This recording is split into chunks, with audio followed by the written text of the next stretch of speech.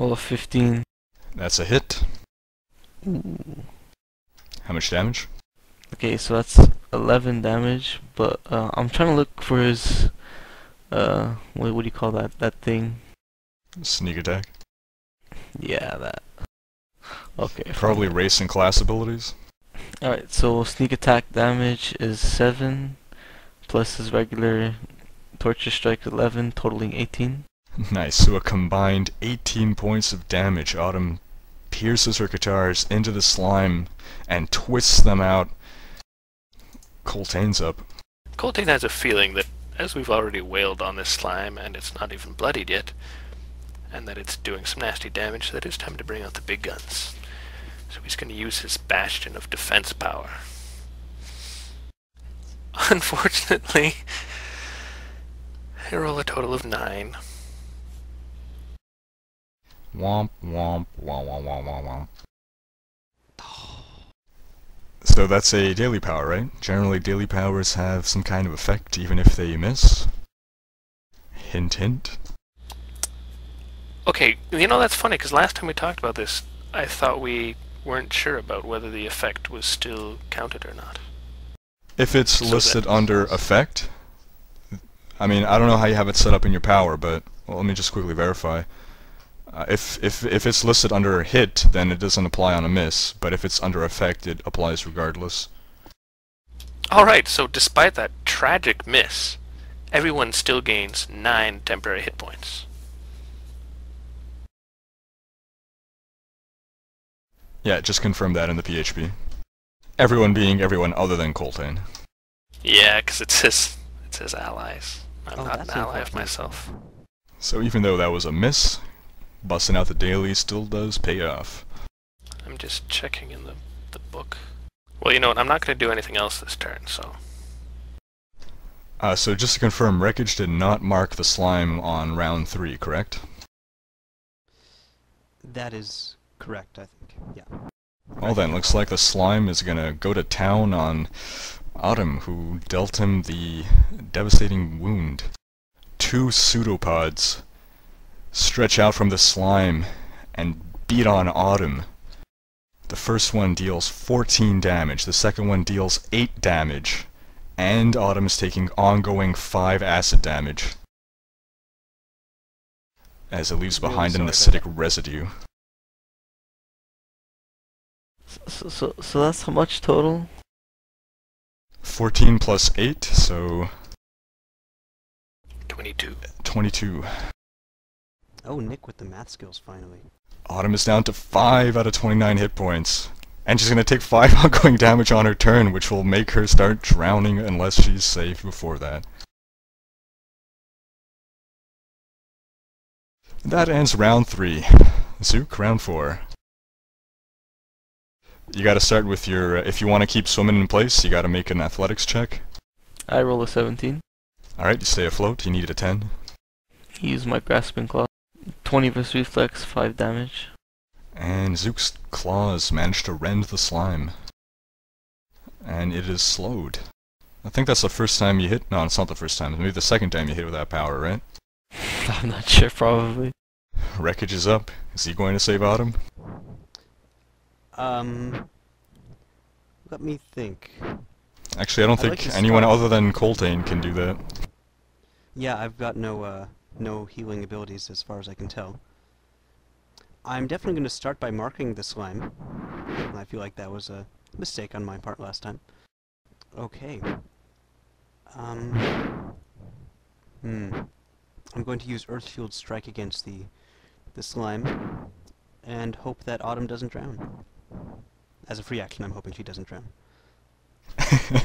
Don't feel bad about not marking it. Dave will often not mark targets because he's too chicken shit to risk his character taking damage. And of course his character is the tank, so, you know, real brave of him.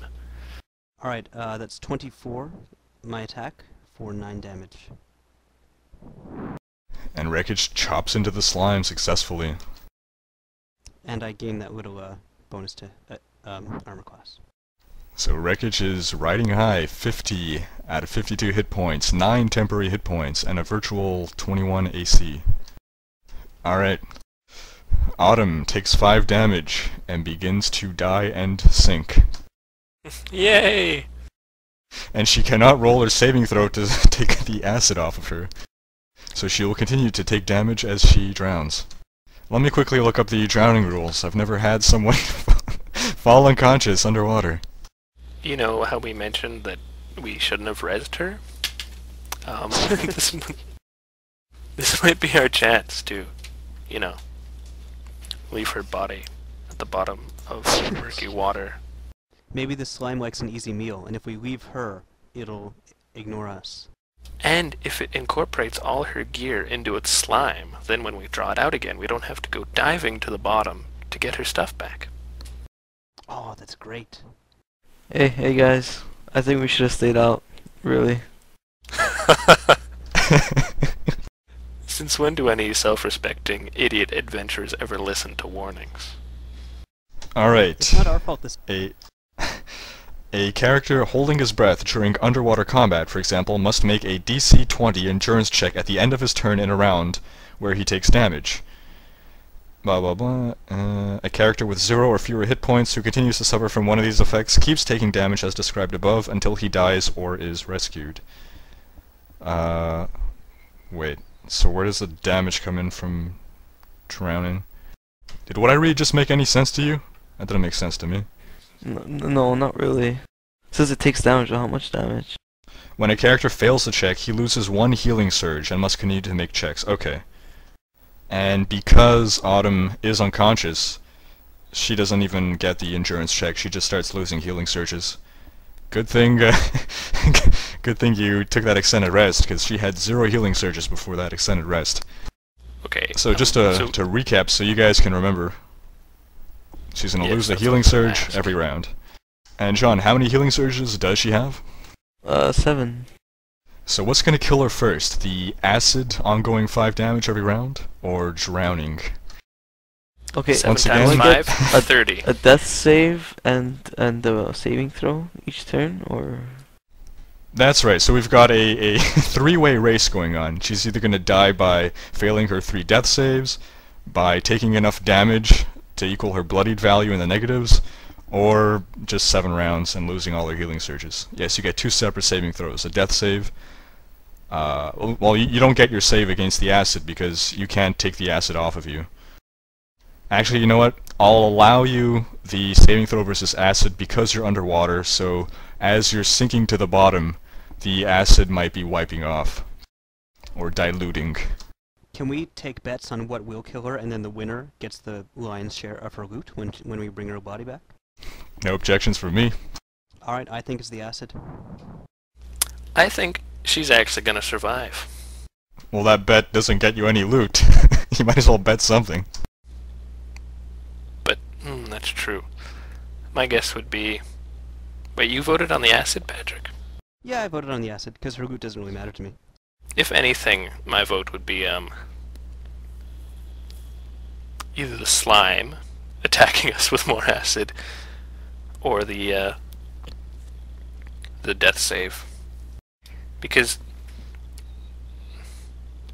the acid's gonna take 7 turns to kill her. Drowning will also take 7 turns to kill her. The death save, if it goes as bad as possibly, will kill her in 3 turns. So even if she succeeds half of them, she still has 6 turns. On the other hand, I'm pretty sure it'd be the slime that kills her, because if it does an area of effect attack, that'll really chew away at the hit points. And even if we stabilize her, then it'll start her dying again. I wonder if its area of effect attacks can affect her while she's in the water, though. So we might be worth our while to stabilize her, but let her drown.